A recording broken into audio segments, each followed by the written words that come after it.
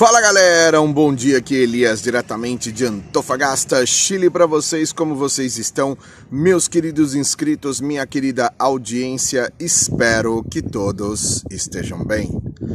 Galera, é o seguinte, eu tenho algumas coisas aqui para conversar com vocês na data de hoje e deixar aí algumas notícias para vocês verem e tal, e também perceberem como essas notícias estão extremamente interligadas uma com a outra e porque no finalmente, quando eu for falar aí do dia 15 de março, é tão importante a participação e a aglutinação de todos os que votaram no Bolsonaro, ou até mais gente, se possível, que estão gostando do governo do nosso presidente, que estão aí aprovando o governo do nosso presidente. Galera, é o seguinte, vamos começar aí pelo TSE. O TSE conclui o que já era óbvio, o que todos nós já sabíamos, que o Bolsonaro não se utilizou em nenhum momento de campanha feita através do WhatsApp com disparos pagos nem por ele, nem por empresa nenhuma. Até porque todos nós sabemos que os tios de WhatsApp, tias de WhatsApp, amigos de WhatsApp e propagadores das campanhas do Bolsonaro fomos nós mesmos. Então, não tinha outra conclusão que o TSE pudesse chegar. Quase 2 anos aí depois, né? Assim, um ano depois, um ano depois aí da eleição do presidente, eles conseguiram chegar a essa conclusão. Só que o pior que é baseado em uma falta de verdade, né?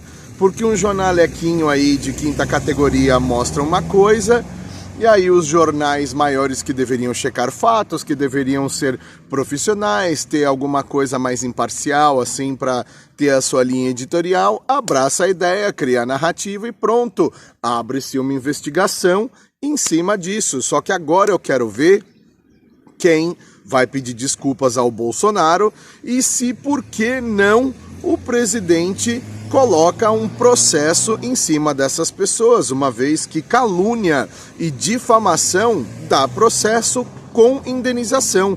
E eu acho que o presidente da República, até por representar a todos nós, deveria sim começar a ser indenizado toda vez que existe uma fake news contra ele. Sim, ele deveria fazer isso, até para lavar a nossa alma de seus apoiadores. Ele deveria pegar e processar esse pessoal que propaga esse tipo de fake news, porque a vida dele foi feita um estilhaço esse ano inteirinho, pela mídia toda, por esses negócios aí, e agora o TSE concluiu que não houve disparos automáticos algum, o que nós já sabíamos, o que nós já estávamos pendentes disso, né? Então, agora eu quero ver o que vai passar no Fantástico, eu quero ver o que vai passar em Jornal Nacional, quero ver o que aí esses jornais vão trazer estampados em suas capas sobre o nosso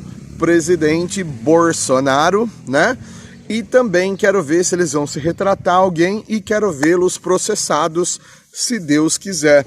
A segunda coisa que eu quero falar com vocês é sobre a viagem lá do Maia para a Europa, né, para a Espanha em particular, para discutir sobre o parlamentarismo no Brasil. Eu gostaria de falar com vocês assim, que como todos sabemos, né, o Brasil é um país de regime presidencialista, que é dividido em 3 poderes, o executivo, o legislativo e o judiciário, mas todavia tem a figura, sim, do chefe do executivo e o chief in office, né, que é chamado em inglês, o chefe do executivo, que é o nosso presidente eleito, o nosso Biruleibe, o nosso Bolsonaro aí, nosso 38ão.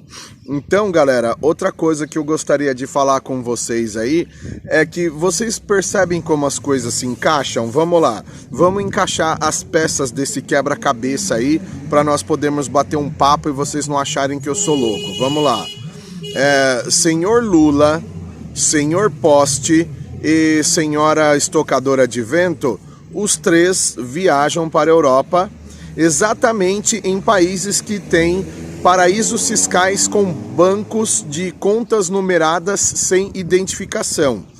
Que o Lula é bilionário, mas assim, bilionário de uma maneira que a gente não faz ideia. Todos nós já sabemos, isso todos nós já sabemos, afinal, eles quase faliram uma Petrobras de tanto roubá-la, né? De tanto fazer negócios errados com a Petrobras. Então, assim, todo o dinheiro da Petrobras que foi roubado, né?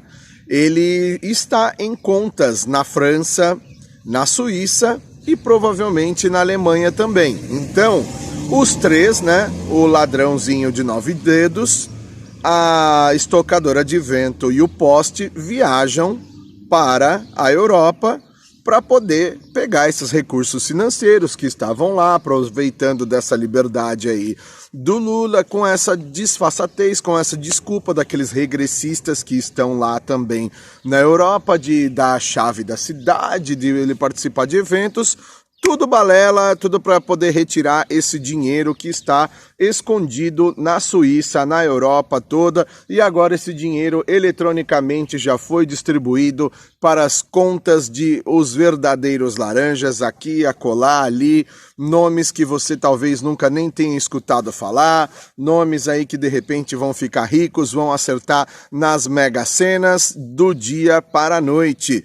E não menos incrível também a viagem para a Europa do Sr. Maia, né? A viagem da Europa do Sr. Maia para a Espanha, não muito longe ali de Alemanha, não muito longe de França, não muito longe de Suíça, nada disso, nada longe, né? A Europa, ela é pequenininha, ela é grande como, assim, continente e tal, mas as viagens são bem mais curtas do que no continente americano, como, por exemplo, dos Estados Unidos para o Brasil, ou de Cuba para o Brasil, outros países assim, é bem mais longe, né? Então, Europa, com certeza dá para você fazer uma viagem da França para a Espanha em poucas horas, né? Trens rápidos, ou se não também aí através de avião mesmo, aí é coisa rápida, ainda mais eles com recursos ilimitados e jatinhos particulares pagos com o dinheiro do contribuinte, do pagador de impostos, certo? Então, assim, o que acontece, galera?